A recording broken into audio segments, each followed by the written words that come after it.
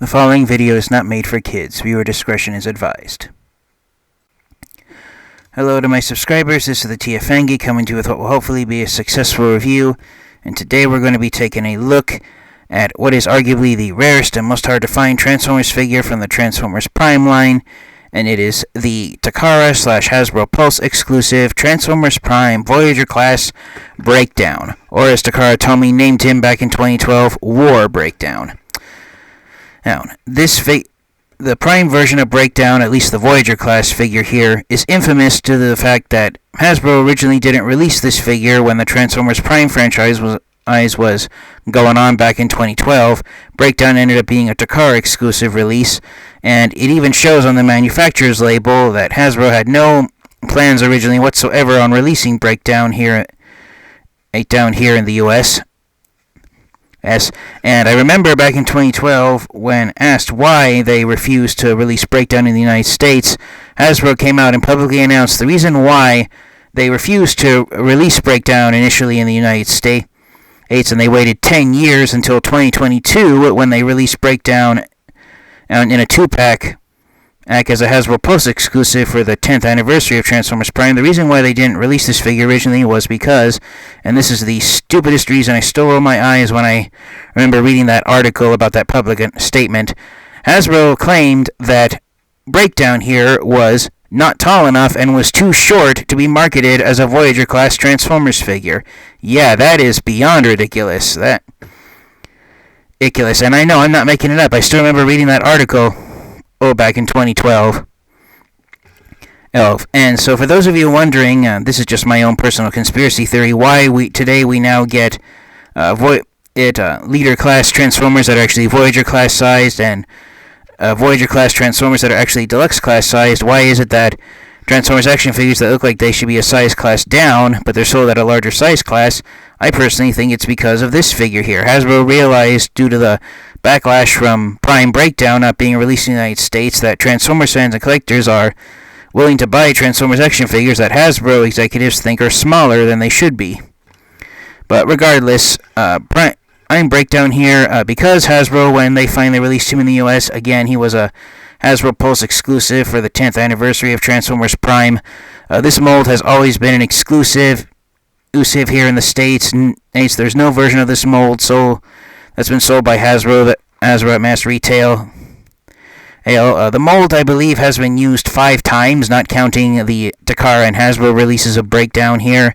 It was used here on Breakdown, it was used on Silas Breakdown, it was used on Prime Swerve, and I believe it was also used as a figure at BotCon that was supposed to be Megatron. And I thought it was used twice at BotCon, but I could be wrong. Maybe it was only used 4 times, but regardless, I'm glad that I was finally able to add this figure to my Transformers collection. The 12-year wait was worth it. Even the 10th anniversary version of Breakdown that comes in the 2-pack with the Viacon jet, the average price tag that Breakdown goes for on eBay is $200+. Brand new in the box, he goes for $300 to $400, and that's not just the Takara Tomy version that was released in the ARMS Micron line back in 2012. It's also the 10th anniversary Hasbro Pulse version of Breakdown. And so I won't go into articulation too much, partially because half the joints on Breakdown are loose and half of them are tight. But he has standard articulation. He's got a ball jointed shoulder, so his arms can go. If you can get his shoulder spikes out of the way, they have the potential to spin clockwise and counterclockwise at the shoulder, 360 degrees. One of the joints that's tight is the swivel joint in the bicep that's literally right above the hinge joint in the elbow. There's no articulation in the hands. And the head is attached to a ball joint, but it's almost non-existent due to the shape of Breakdown's chin sitting there inside his chest. He has yes, I just said I wasn't going to go into articulation, but I guess I'll take back what I said a moment ago and go over it. Waist swivel, partially due to transformation. Ball jointed hips, so they can only go forward this far due to how the shape of Breakdown's thighs. They can only go back this far, or before the kibble hits Breakdown's backpack. Swivel joints at the thighs, but they're a little tight, and the swivel joint in the waist is much looser, so you'll get a spin out of that more likely. Hinge jointed knees due to transformation, and hinge jointed ankle joints so the feet can go up and down, again due to transformation primarily. But yes, I'm really enjoying how Breakdown looks and how accurate he is to his appearance in the Transformers Prime cartoon. One of the main reasons I got this figure finally after 12 years was because of the it's been announced that Breakdown is going to be given a brand new figure in the Transformers Legacy United line. He's being released in a 2-pack as an Amazon exclusive, and he's a repaint and a retool of Legacy Bulkhead. And a lot of Transformers fans and collectors find the upcoming Legacy United version of Prime Breakdown lackluster, since it doesn't look like Breakdown, and even less than the original version of the mold look like the version of Bulkhead from Transformers Prime. So I figured might as well get the original figure since it's the more accurate one. And for some quick special size comparisons, here is Breakdown next to his partner in crime, Prime, the original Prime knockout figure. So it is thrilling to finally see the two of them here standing beside each other. And for one more special size comparison, here is the first version of the mold that I added to my Transformers collection. Here is the Transformers Prime version of Swerve. Not many differences between Breakdown and Swerve apart from paint job. The only differences are the different head sculpts and, of course, the different arms Micron partners. And essentially all the parts on the color palette swap out isn't that different between Breakdown and the Transformers Prime version of Swerve. Basically, all the parts on Breakdown that are blue are now red on Swerve, and all the parts on Breakdown that were light blue are now white on Swerve.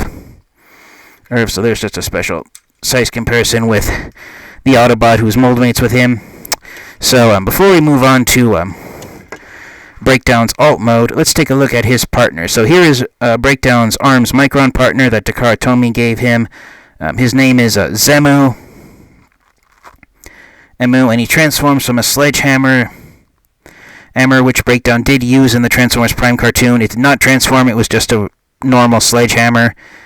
And I think that's another reason, apart from his height, why Breakdown wasn't released, because Hasbro couldn't design one of those goofy powerizer weapons for Breakdown to use that transformed into a hammer.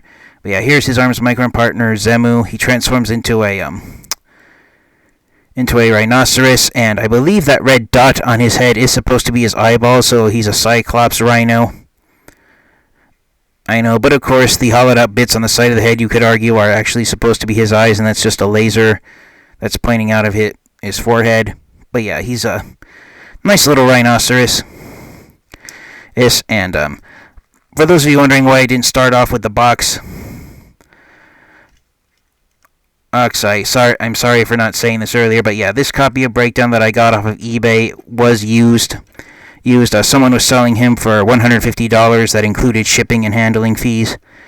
And so that tells you how rare and hard to find a figure Prime Breakdown is, where $150, which is the amount of money most Transformers collectors pay for Titan class Transformers figures, where that's the average price for this guy. But yeah, that is one last look at Prime Breakdown there in his robot mode. There's a close-up of his head sculpt one more time.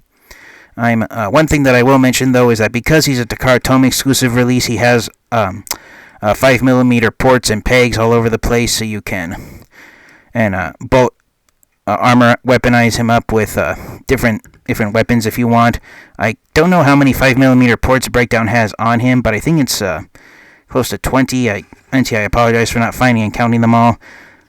Another thing you can do, which is more accurate to the Prime cartoon, is you can rotate Breakdown's hand around and put Zemu at the end of his arm and have the sledgehammer coming out of his wrist. But this piece that it attaches to is made entirely out of clear plastic, so there's a risk of that breaking if you shove the ARMS Micron in too hard. And even Breakdown's robot mode hands, even though they look like dark gray plastic, it's actually paint that's on his hands. And if you shove the ARMS Micron in, I don't know how my camera's going to pick it up, but if you can look right there, Zemu already has paint splotches that have scraped off on the handle. But yeah, overall, I can't complain with how Breakdown turned out.